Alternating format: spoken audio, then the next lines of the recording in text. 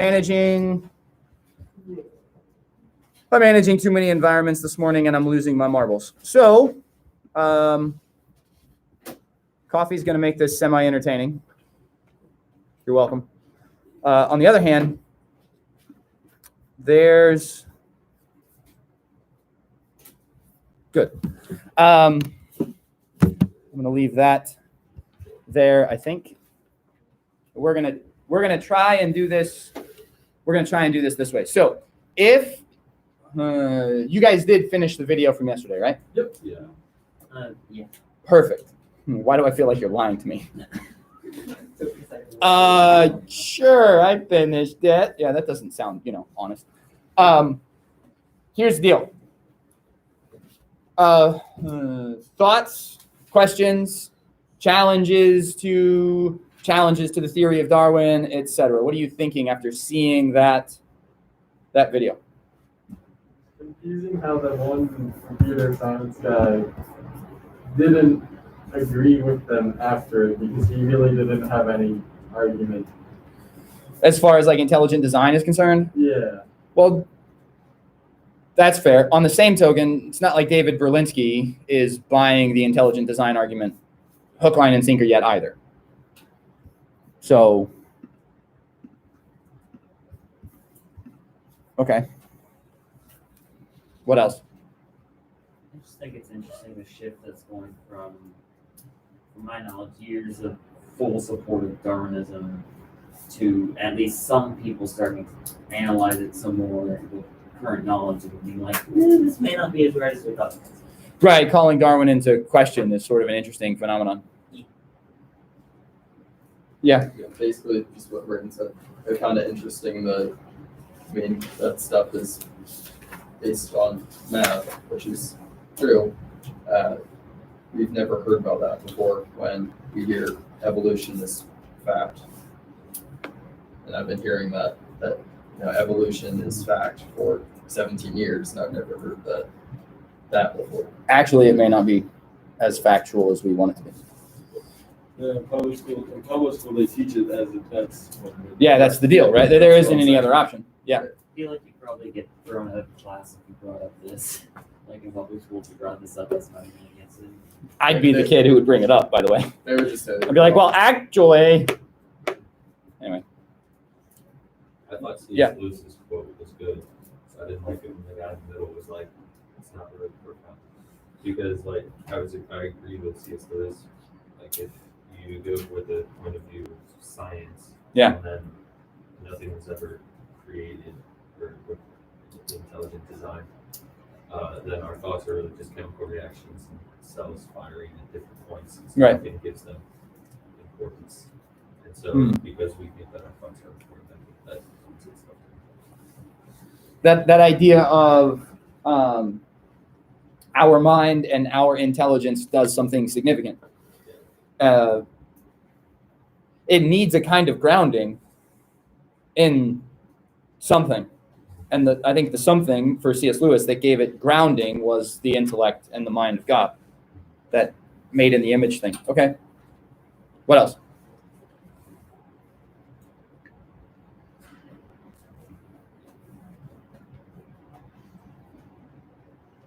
I thought it was interesting the part where he said that it's starting. There's evidence to say that like good was their original and bad is just deviance from the good. With cells. I thought that was interesting. Right. I was thinking that when they went into the topic of it's gonna take some time for science to kind of let go of the Darwinism theory, I definitely think that's gonna take a little bit. But also I think the main legacy of the name will live on. Yeah. As well. Do you think there's a difference between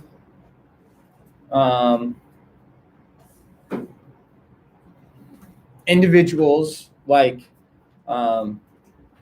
David Gertler, who are approaching the conversation and approaching science in such a way that that there's a dichotomy between like real science and pop science.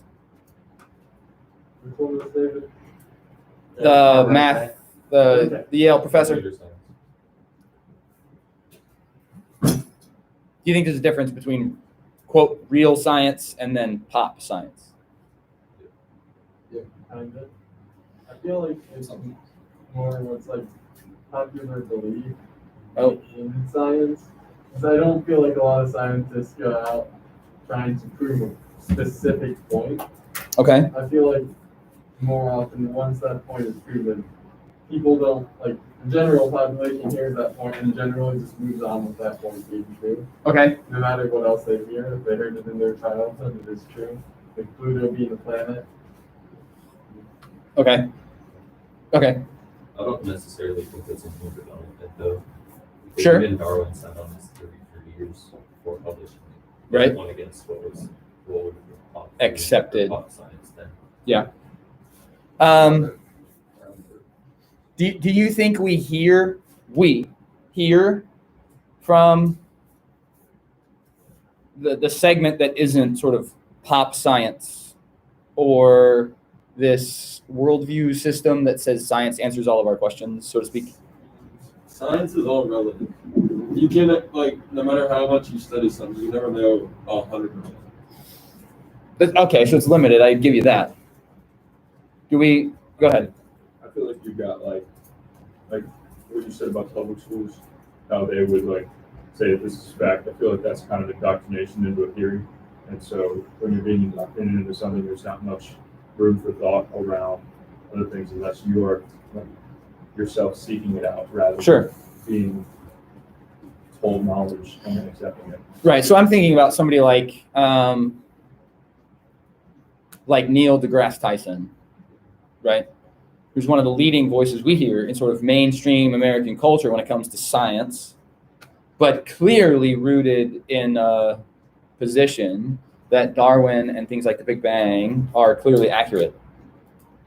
Where we're hearing from individuals in this conversation who are doing math and science and philosophy and theology, perhaps in the case of Stephen Meyer from time to time, that on the basis of the math and the science are challenging individuals like Dr. deGrasse Tyson, who just sort of takes as blanket fact without being honest, it seems, about the challenges to Darwin's processes. Does that make sense?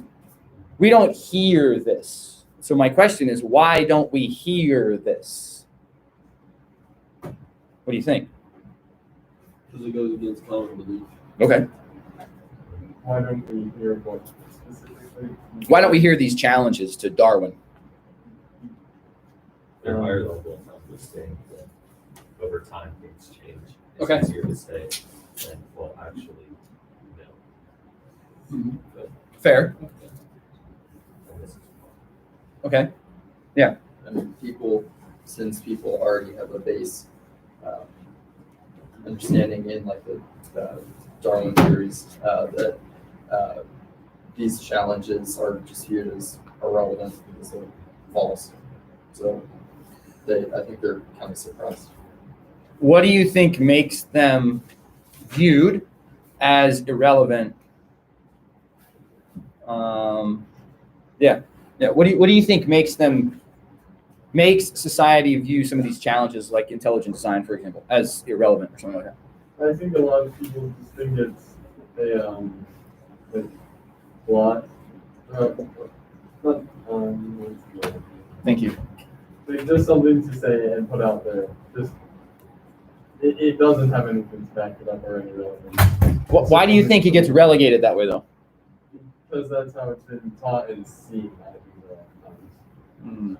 Because I think a lot of times in our culture it's been taught where no, it has to be proven, it has to be logical, everything has to lead up to this fact.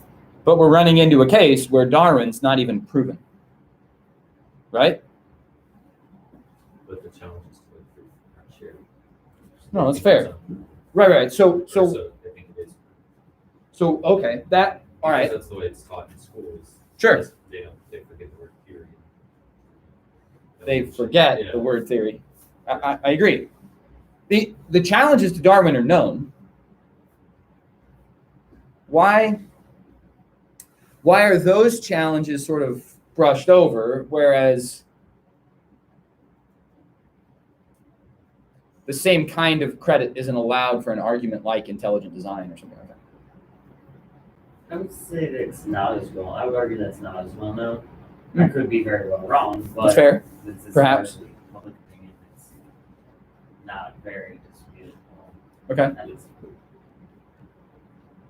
See, I think it goes back to something David Gertliner said in that argument when he sort of defended Stephen Meyer's intelligent design. It was right before we left for the day. He said, what Stephen's not doing is sort of an illegal move by theology to allow a theological argument sort of in the back door. Because see, when it comes to conversations like this, it's all science or you're not allowed to talk, right? Because it's a scientific conversation. And I think that's valid and I think that's fair.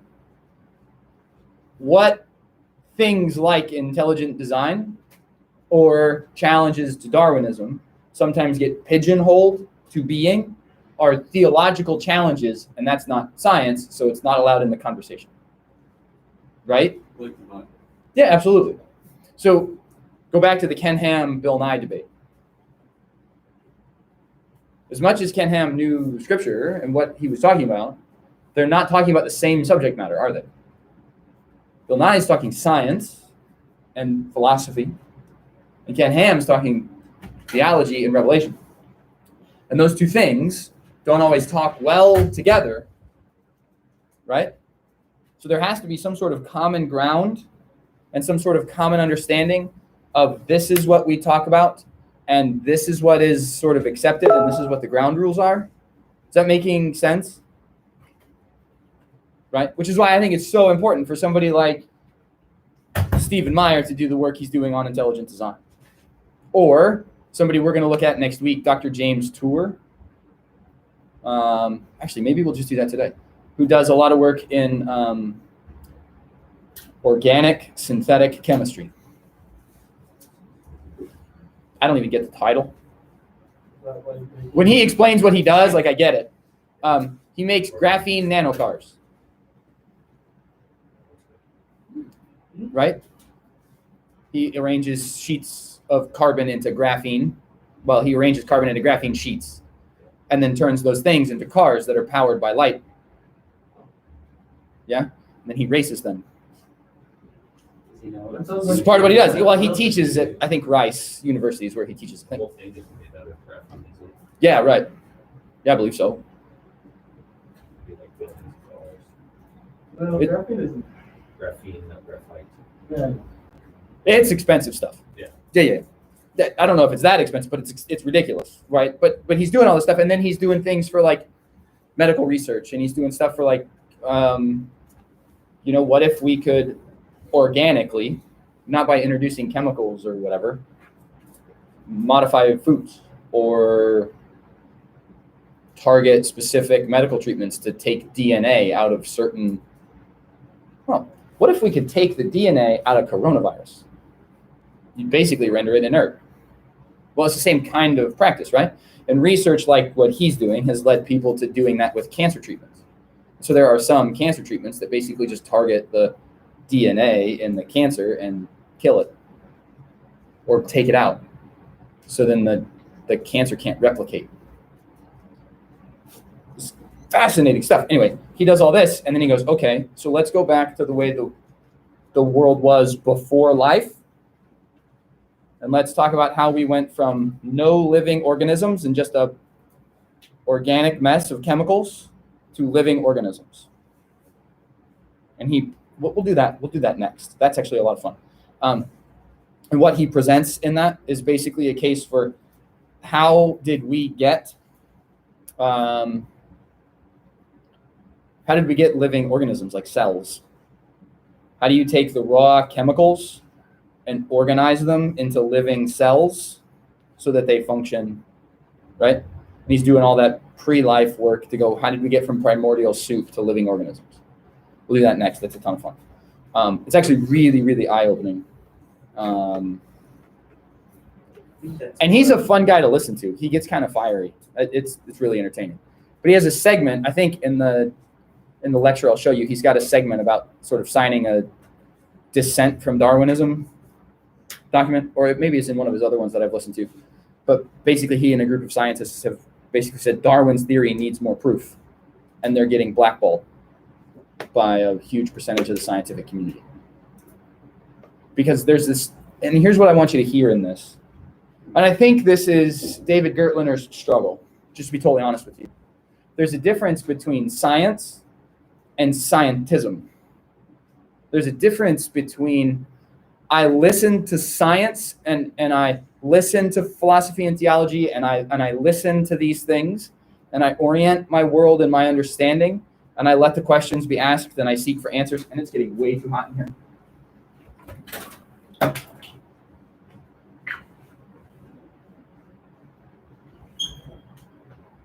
Sorry. There's a difference between that and a worldview that says if it's not science, then it's not allowed. Which, by the way, is not even a scientific position to hold. Haha, beautiful. Thank you. Is that making sense, guys? Okay. I think in there lies one of the challenges to postmodernity. Watch this segue. And that, I think, primarily comes from Nietzsche. So we're going to talk about Nietzsche. Look at that. Master of the segue. Okay. Sometimes it just goes ding. All right, anyway. Let's talk about Nietzsche. All right, so you need some notes. I really should write stuff on the chalkboard, but it looks so pretty. I'm going to write stuff on the chalkboard. So we're talking, if I can. No.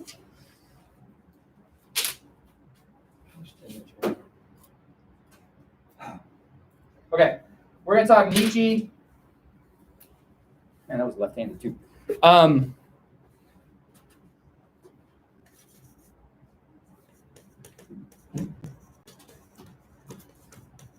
That is weird way to spell that. His name's already weird. I mean, he's Austrian, so go figure. Nietzsche is primarily concerned in his philosophy with the competition between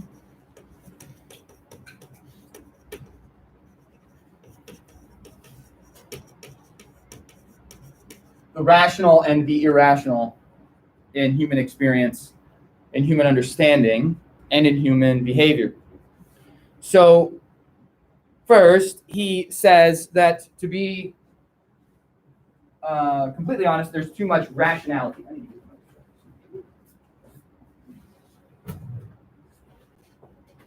Stumble over things.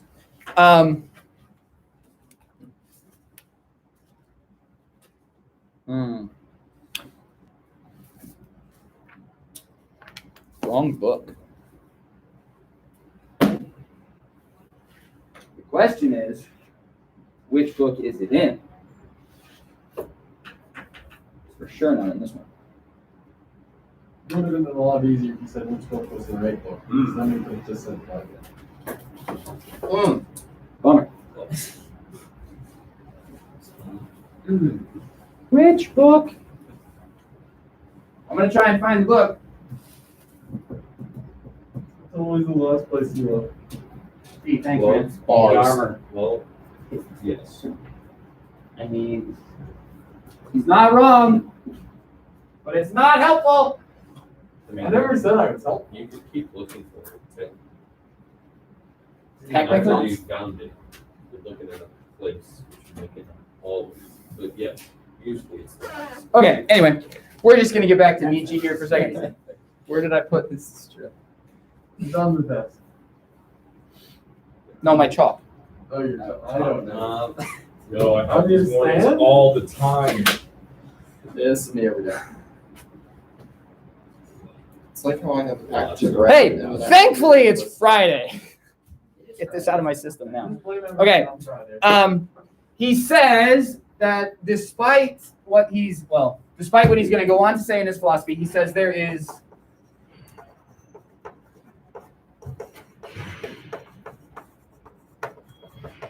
too much rationality.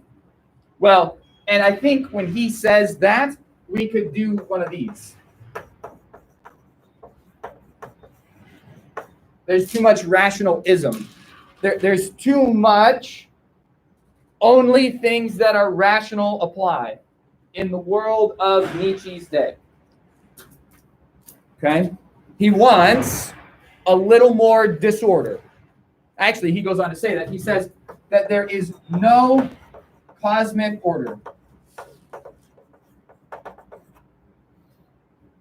And therefore, no one ordering the cosmos. There's no cosmic order, and there's no one giving it any kind of structure or order or organization. It doesn't exist. That leads him to his famous quote.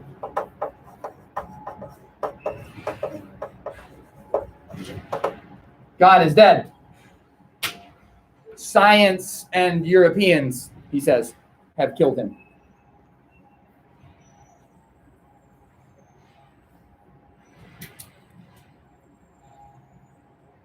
Seriously, what book is that quotation in? You're just learning to grab it from that show, brother. Application commentary? I got it. It was from that movie a couple years ago. Oh, that no, where it's original. That's a good movie though. I wanted to see a second. I mean, they mentioned that in the. Yeah, that's like the first 10 minutes. 5, 10 minutes. I want to see That's a second one. You may go. Thank you. Yeah, It's not a teacher. Wilson's was the first from what I recall. Those from college books. It's usually like that. Oh, well, here you go. Okay, we'll do it this way.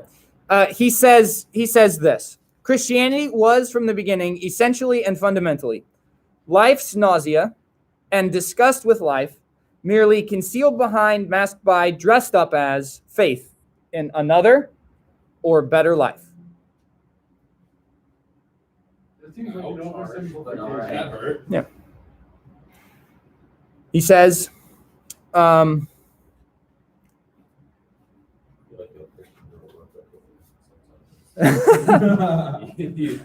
all right, Freud.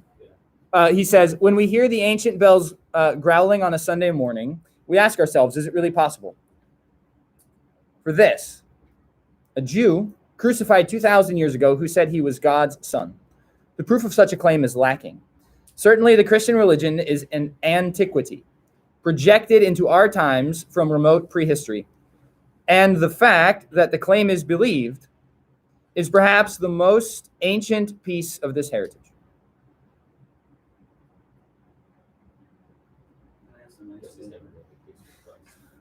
No, definitely before that, right? He goes on, a God who begets children with a mortal woman, a sage who bids men work no more, have no more courts, but look for the signs of the impending end of the world, a justice that accepts the innocent as a vicarious sacrifice, someone who orders his disciples to drink his blood, prayers for miraculous interventions, sins perpetrated against a God, atoned for by a God, fear of a beyond to which death is the portal, the form of the cross as a symbol in a time that no longer knows the function or ignominy of the cross, how ghoulishly all this touches us as if from the tomb of a primeval past. Can one believe that such things are still believed?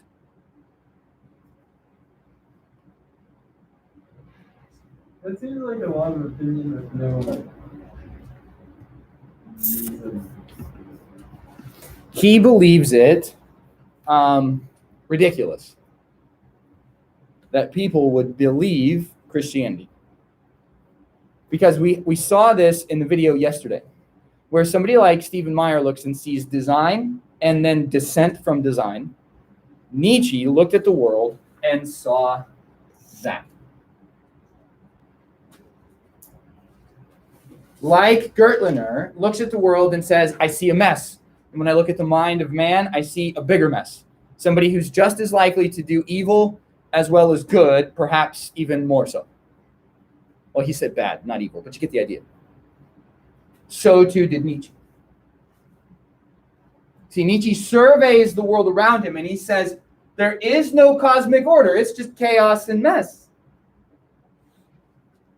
Then he goes on and he says, the questions that we have about that chaos and about that mess don't need God to answer them because we have science. And this is the end of the quote. God is dead. Science and the Europeans have killed him. There is no need for God any longer. So without a cosmic order and without a God to be accountable to, then humanity is to be surpassed by the superhuman.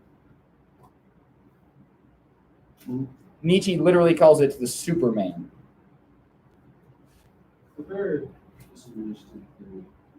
When he says no cosmic order, does he mean no transcendent? Mhm. Just materialist? Yeah, absolutely. Because when he first put that, I thought he meant he doesn't believe there's any order to the universe. But if he's a big scientist, he's believing in physics. He believes there are things that hold the universe together, but they're not ordered. They're undirected natural processes. It's Darwin. I was gonna say, it sounds like he's starting to get Yeah. No, absolutely. survival Here's the of the thing. Anybody ever heard of social Darwinism? Yes. Survival of the fittest applied to society basically becomes, Doggy dog rule. yeah, right, doggy dog. Climb to the top of the pile and dominate your environment. That's Nietzsche. That's exactly Nietzsche. That's everything Nietzsche describes in what he calls the Superman. If there's nothing to be accountable to, then your goal in life is to be the supreme ruler of your own world. The bigger your pile, the more power you have, the better you are leaving behind your old humanity and becoming superhuman. It's not about powers and comic books. It's about dominance. Because that's all that we have left. Go ahead. So when he says God is dead, is he just using that for dramatic effect? In the way that, is he inferring that God used to be alive, or is he saying that God was? No, because he thinks belief in God is absurd to begin with. It's a shock tactic. It's a bit of a shock tactic, but it's this idea. God's irrelevant. And those who believe in a Judeo-Christian kind of God, likewise, are stupid and irrelevant. That's it. So, prepare for an extreme example here. For Nietzsche, as long as the serial killer in his world is killing and showing dominance, No, great for him. not necessarily. Not like what's gone. No, that's not it necessarily. Extreme example. No, because he still believes that humanity has to function in society. But he's still perfectly fine with But you can stab someone, figuratively stab someone in the back to better yourself, and that's all. oh, absolutely. Yeah. Understand that the basis of what Nietzsche is arguing becomes foundational for Adolf Hitler. What Nietzsche argues in the creation of the Superman becomes Hitler's primary goal for how Hitler will create the Third Reich, exterminate Jews, and create the perfect race. It's about dominance. It's about power, right? No. Whether or not Nietzsche intended it that way, this is what he says. The Superman is supposed to do three primary things. Number one, free themselves from the stupidity of the world around them. Two, create their some set of new values by which society operates, and then lead the masses. Yep, that's Hitler. That is exactly Hitler. Like literally, right out of prison, freed himself. Think about that for a second. What was the second? Free yourself, create new values that become like social norms and values, That's the Aryan race part. and then lead the masses. Well, values of Did the it- Yeah. Correct. Didn't Stalin also? Yeah, absolutely. Stalin did the same thing. Sneaky and underhanded. Stalin did the same thing, but yeah. Pretty much every dictator follows this. Right. Yeah. Hitler was just unfortunate. Hitler's the most publicly known. Hitler did it. Right? Mao did it. Stalin, Lenin both did it. Pol Pot did it. Listen, this is every dictator ever in the course of human history. Nietzsche didn't move humanity forward with his philosophy. He sent us back to Babylon. It's not progressive. It's regressive. This doesn't move society forward. It takes us back to when we beat each other over the heads with clubs and, oh, I killed you, so I guess I'm king of the pile now. That's what Nietzsche sent us back to in social Darwin-based theories. As Nietzsche applies Darwinism to this concept, what you end up with is a system and a way of life that reverts us back to, well, you keep what you kill. Wolf. And we wonder why 21st century is a mess. Because Nietzsche, who, by the way, after he said God is dead and science has, killed him, he goes on to say later that what doesn't kill you just makes you stronger. So that's where we get that from. They're both Nietzsche quotes. Go ahead. I find that kind of funny because he was saying how antiquated Christianity is and how old it is. Yet he's reverting us back to that time period. To the and brutalities of paganism. Yeah, absolutely. The irony is not lost on me. Listen to me clearly. This is why it matters that you understand worldview. Gertliner's hang up, listen, and totally honest with you here. Gertliner's hang up about not being able to accept intelligent design is because it points him away from a statement like that. I can hear it in the worldview he speaks from. Because he sees irrationality and no cosmic order, and he sees the mess. He sees what Nietzsche saw. And every single one of us sees what Nietzsche saw. We do. The challenge is the world originally this way? Is it supposed to be that way? Or Stephen Meyer's point, does it have design that is experiencing decay? Here's where we're going to go. Because we have, 8 minutes left? I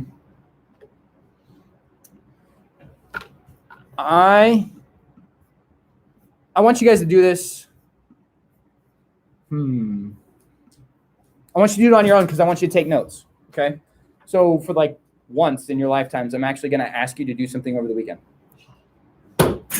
What? I agree, Casey. Casey does not like that. Casey does not like that. Maybe I won't. Yeah. Yes. No. Casey. Good job, Casey. Let's do it again. Honestly, I still think I'm going to. Oh. Okay, now Casey. Now we're on a roll coaster. If you had a few more times on the blinds, maybe we'll change the spot. Okay. Here's what I'm going to ask you to do. On the video resources page, the second video down is Dr. James' tour on the origin of life. Okay? I want you to watch that video and take notes. It's about an hour.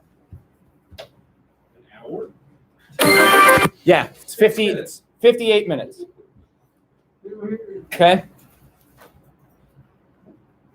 You got today, you got Saturday, you got Sunday. Break it up and do it in 20-minute chunks. 148 in the morning. Or Break the blinds. Sunday.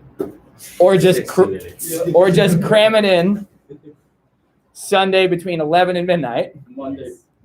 or Monday morning between 6 and 7. I don't know, whatever.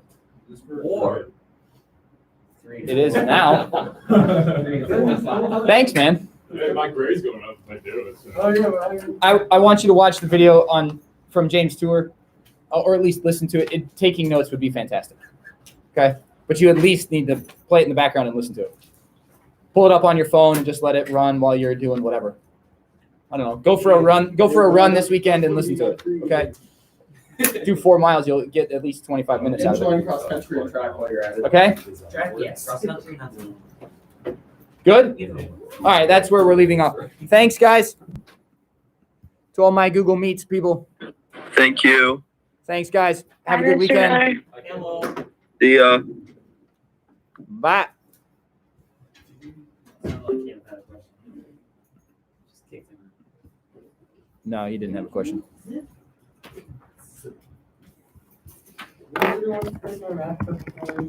No.